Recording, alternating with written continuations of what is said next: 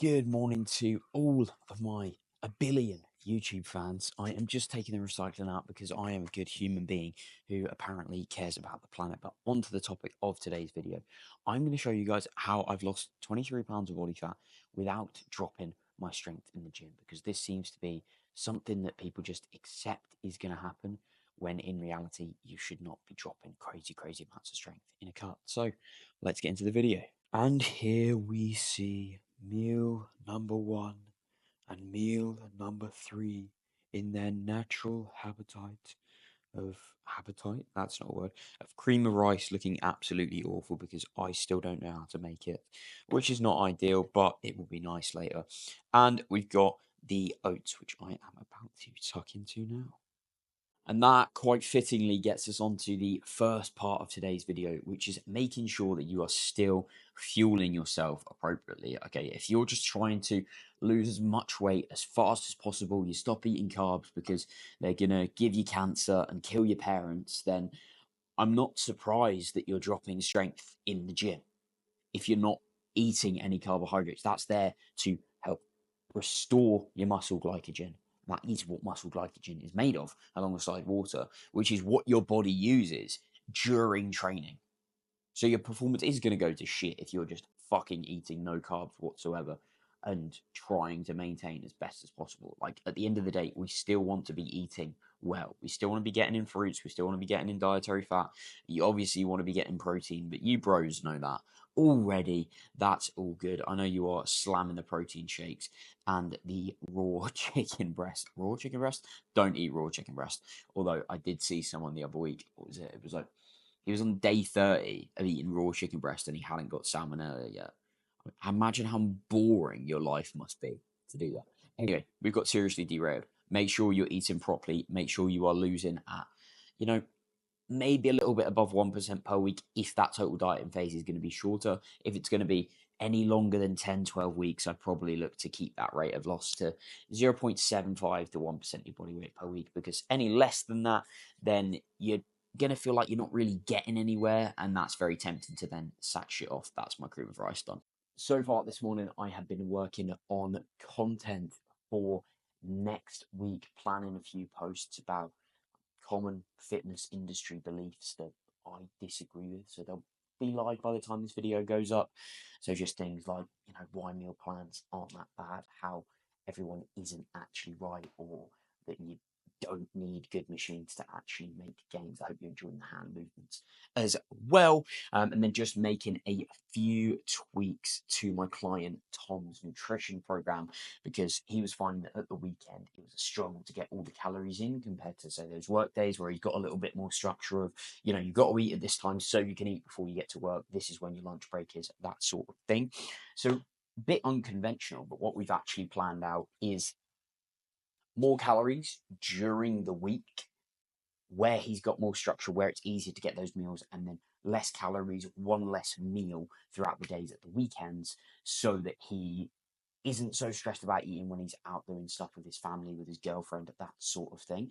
And whilst it might be a little bit unconventional, the thing is, if it works, it's the right answer. It's the thing that we should be doing. So we're going to trial it. We're going to assess in a couple of weeks' time how it's going. Is it better? Is it worse? And all we've done is just increase the calories on the days during the week and lower them a little bit at the weekend, so that the average calories across the week is exactly the same, and he's going to be in roughly the same surplus, because he's still going to be in a surplus on those other days. It's just slightly lower than those ones there. Now I'm going to fly over to the camera. That was probably a little bit noisy, and end the video. Yes, people, how are we all doing? Oh, that was a bit noisy, Luke. Well done. I am here with meal 2, just about to head off to the gym for pull, which I will be taking you all through. Man is very hungry, very cold, because my mum refuses to allow the heating to go on. So it'll be nice to be at the gym in some nice, appropriate, warm temperatures, because once again, it is pissing it down.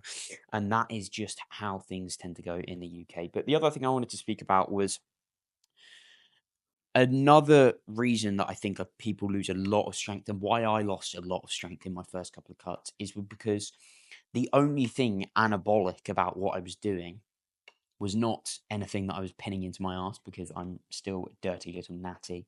Uh, and it wasn't my training because I wasn't training very well. And it wasn't my sleep because I wasn't recovering very well. So about the only anabolic thing I had going on was my diet. So when you remove that, I'm not surprised that I'm then not progressing in the gym if the way that I'm training is fucking awful with no eccentric control whatsoever and nothing that's telling my body, yeah, this guy wants to grow muscle. So of course you're going to drop strength because the stimulus you put on your muscle by fucking bouncing up is wow, my chest is sore. Muscle damage does matter. Oh yes.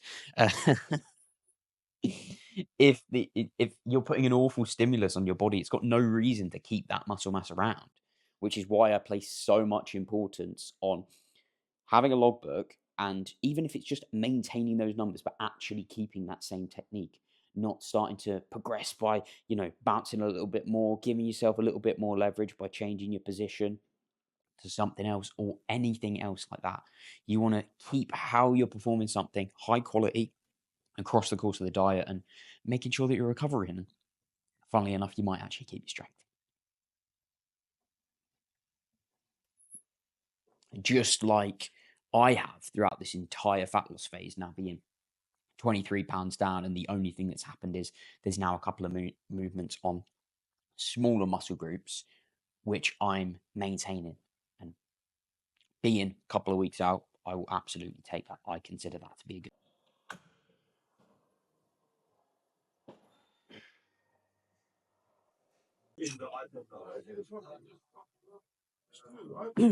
If you're spamming single arm pull downs, but you've still got lousy lats, the issue isn't you're not doing enough volume or your form isn't quite perfect enough. The issue is you're not putting enough effort into these sets. Those final reps should be very, very hard. It should be painful to get into that fully short position, and you should get a stupid stretch at the top there. If you're getting off the end of that and you're like, yeah, that was pretty easy, if it doesn't feel like you're fucked after a set of those, you're training too easy, and the results you're looking for come from the work you're avoiding.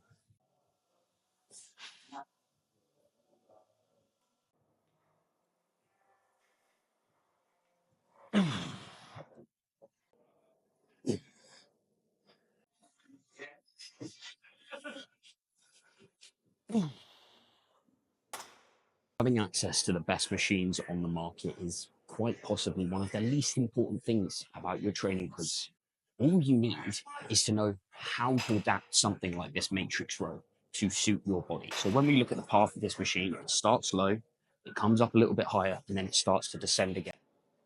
We can work around that. We don't need a Cybex row or anything like that. All you need to do is see, okay, I want a path that naturally descends. So I'm just going to sit further back. So it starts where the machine is up high and I can just pull and it's going to descend. And suddenly, something that wasn't a very good machine starts to feel very, very nice because it matches my natural path of motion. Training the general joint motion and your form overall for that exercise is going to be far more important than the specific machine that you are using. And if you aren't sure how to adapt to machines like this to suit you, drop me a message and I'll talk you through how we do that within the coaching process. If you'd like more free tips to level up your lats, just DM me the word back and I'll send you my free back growth guide that tells you everything you can need to know.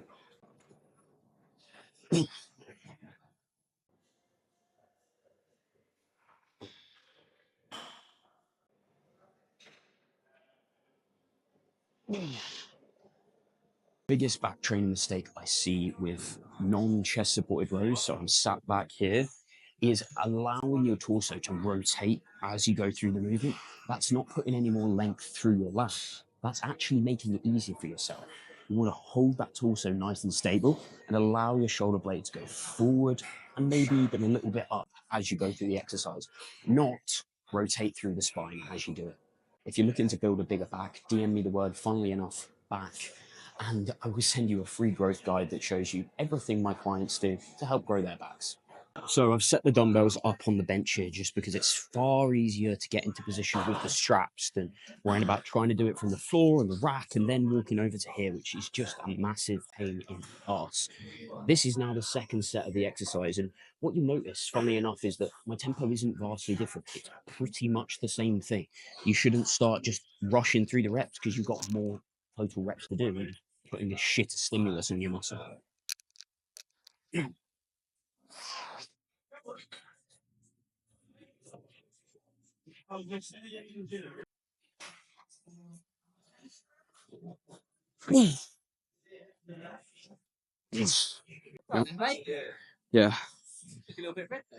Yeah, it was quite. We doing you bent over rows? Yeah. Just practicing for you. Huh? Just practicing for you. Yeah. You bent over rows are mad. There's nothing that he's really good. Oh, mate, my back Hurts. is snapped by the look. For sure. Hamstring a bit. You've been practicing, mate. Got bending over. Suspicious. No, just hobbit proportions. Bent over rows are not a basic exercise that everyone and their mum should be doing. It's incredibly challenging to hold that hinged over position whilst keeping yourself stable through the torso. And if you struggle to do that, if you're just getting loads of sensation through your hamstrings or your lower back and not much in your upper back or your lats, which is what we're actually trying to target, then you'd be far better off moving over to a chest supported row and getting stronger on that and progressing your physique there than trying to do this and just having shit set week after week after week. You're not missing out on any muscle growth by not doing these if you can't perform them well.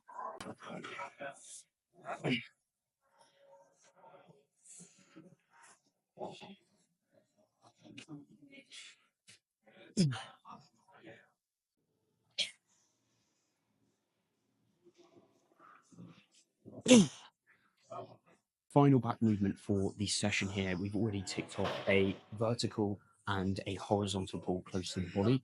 We've then ticked off a horizontal pull out from the body, but we haven't ticked off a vertical out from the body, if you get what I mean.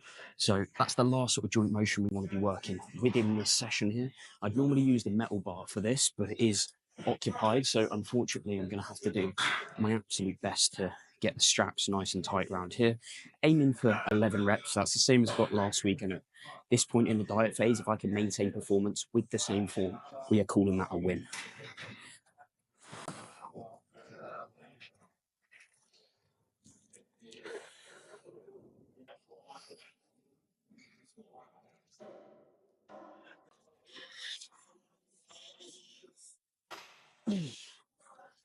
Oh,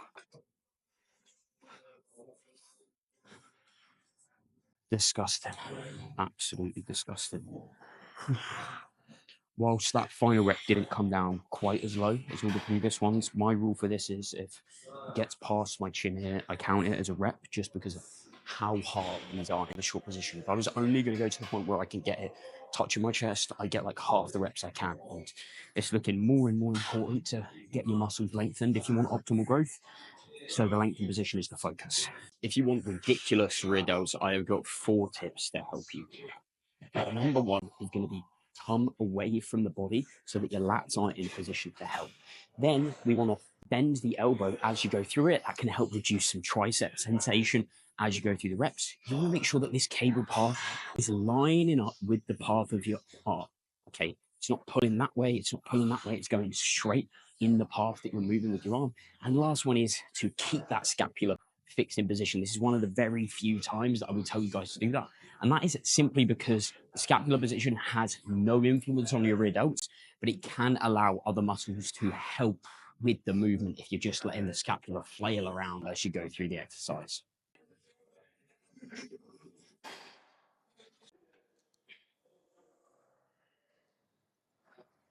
Generally, I would say with your warm-up sets, you want to decrease the reps as you go through them. My triceps are one of the few exceptions to how I will train in that way because my elbows are notoriously temperamental. They've never got injured. They just don't like me very much. So I'll literally do a 15, 20 rep warm up for the first set. Then I might do 10. Then I might do another 5 as opposed to the usual 1. 8, 5, and 1 or 2 that I'd be used to. And that's just to make sure that there's enough blood around that working tissue so that it doesn't hurt quite so much. And obviously having good form alongside that helps quite a bit as well.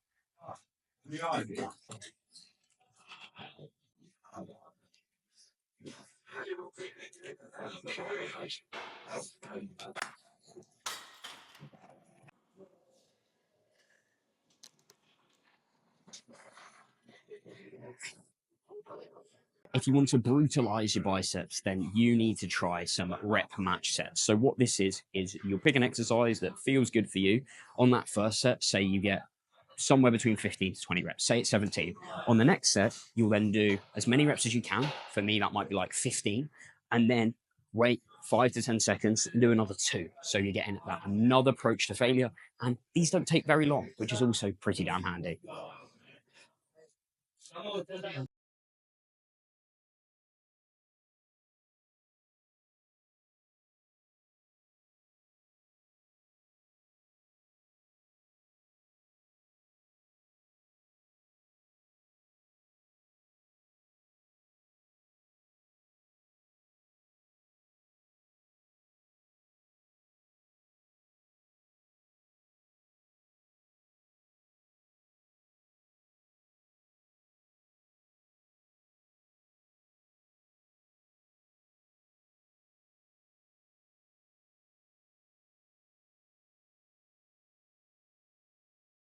And the session is done. I'm just having a cheeky look at the arms there, making sure they are in line with the floor, make it look nice and symmetrical. But I was very, very happy with the visual post-session. Today was one of the first times in a long time where I've looked at my physique and gone, wow, holy shit, is that genuinely what I look like? And almost being shocked by it, because being completely honest, there's been a lot of times over the last couple of years since I competed in 2021 where I was thinking, have I done enough? Could I have pushed my training even further? Could I have been even more of a robot with the plan? Would that have made me better? Whereas I look at these shots, and especially the fasted shots that I took later on in the week that you'll see in the next video, and I was like, wow, I'm very content with this. And when that happens as a bodybuilder, you should be very, very happy. Now, on a slightly more trivial note, this is the cream of rice, which was the post-workout meal, which I forgot to actually film on the day here. But this is me making that. So we get the cream of rice, add in the salt, add in the water, and we stir that up with a fork, not a spoon, so that it mixes a hell of a lot better. There, once that's all done, we bang that in the microwave for a couple of minutes. That will be sort of 3-ish minutes. Microwave it up, give it another stir, keep taking it in and out, making the whey paste here. All So right. double the water. I'm sorry. I fucked No, the up. same amount of water as I I had finished whey training in the go run. yesterday, Otherwise, and this JP completely whey doesn't forgot seem to that mix I that had well. the rest So of the I did YouTube prefer the video to Perform film. one. So For we this are sort here of the thing, day cream of rice after, is looking very and clumpy most clump of what I rice. wanted to talk about is So I'll add a bit more water to that one. already listened to it. Thank you There, very pop much it in doing for a so. little bit longer, and then But the bang the remainder is, okay, blueberries so you've in already that got bad boy. train And it it'll be well looking in all place. You're good, not all training like an blueberry-fied idiot. for that From front. there, And then once it's all cooled like what I down, was I will mentioning pop towards the the start of the whey video, paste keeping on the rate top, of loss and it will be reasonable is looking so important. So aesthetic at the as start, fuck. Quick okay, little taste test there. you can lose That's pretty looking quickly and you're still going to maintain your miles better. performance because you've Spread got that bad boy loads of about. body fat, you've got loads of stored energy. But towards the end, those final weeks, maybe you've lost 20 pounds already and you want to hit 25, 30 type of thing before you start pushing up again. Well, you're going to want to slow that rate of loss down. You can't be losing 2 pounds a week anymore and maintaining your performance, or ideally progressing it, because you're just more fatigued at that point. And if your training performance is really struggling, you're dropping body weight too aggressively or anything like that, then taking a refeed approach, a couple 2 days ish at maintenance calories, can work out very, very nicely. I wouldn't do just a day because it doesn't seem to be enough to give you much of a benefit. And obviously, if you're doing 3 or 4, that's then eating into the time that you could lose body fat. But you really do need to be honest with yourself here, because if you go, yeah, mate, I'm fucked, and you say that every 2 days, you're not going to lose any body fat because you're spending half your time not in a deficit. So it's going to take ages. You need to be honest with yourself of when you are really fucked and tell yourself that, or tell your coach that. And when you're just like, yeah, I'm a bit tired and I'd like to eat more food, because that's not quite So hopefully that all makes sense. If you do have any questions on this or anything else, or if you just generally struggle with fat loss, you want to make sure that you subscribe to my page, because this page is fucking full of tips for that, and we'll be getting into bulking stuff once I'm in surplus myself. So thank you very much for watching, listening, not listening. This isn't a podcast. And make sure you're subscribed, like this video if you have got to this point, and I greatly appreciate you. Drop me a comment below if you have any questions, or just some hate. Some hate is also absolutely fine.